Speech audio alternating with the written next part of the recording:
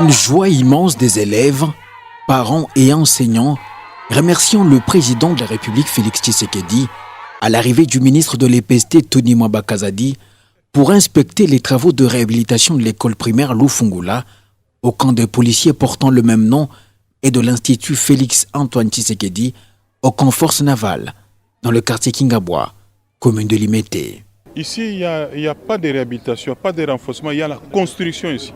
Parce qu'il n'y avait pas d'école ici à l'intérieur. Nous partons du néant, on est parti vraiment de la fondation, on a creusé et on est en train d'évoluer. Le professeur Tony Mwamba Kazadi répond ainsi aux cris d'alarme des enfants et femmes des policiers et militaires qui s'étaient rendus à son cabinet au mois de janvier dernier pour déplorer les mauvaises conditions dans lesquelles les élèves étudiaient dans ces établissements. Voilà pourquoi il avait ordonné à la Direction nationale de la maintenance, gestion et réhabilitation des infrastructures scolaires du ministère de l'EPST de passer à l'action, et dans l'urgence, sur instruction du président de la République. Sur fonds propres et grâce aux frais de fonctionnement alloués à cette direction, un bâtiment est en train de sortir des terres.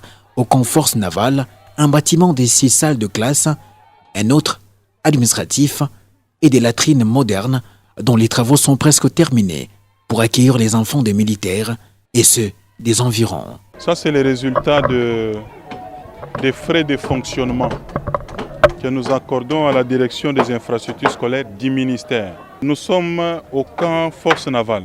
Tous les enfants des militaires ici n'avaient pas une école moderne. Et les cris d'alarme également remontés au niveau de la présidence et le chef de l'État instruit pour que toutes les dispositions soient prises pour que dans ces camps, qu'il y ait une école moderne. De même, l'école en état de délabrement très avancé du camp Lufungula, où enseignants et élèves avaient difficile d'accéder, va également recevoir les élèves un peu plus tard, au mois d'octobre. Au mois de janvier 2023, si vous regardez les images, vous verrez qu'elle ressemblait à tout sauf à une école.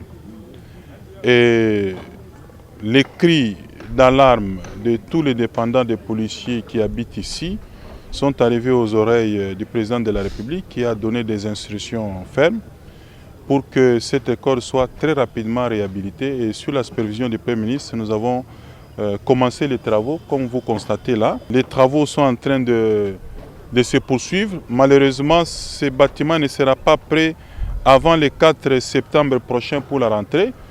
Mais d'après ceux qui travaillent sur le terrain, ça sera possible mi-octobre. Les élèves qui ont été déployés dans les écoles environnantes après sa réhabilitation par la même direction et les travaux ont également beaucoup évolué. En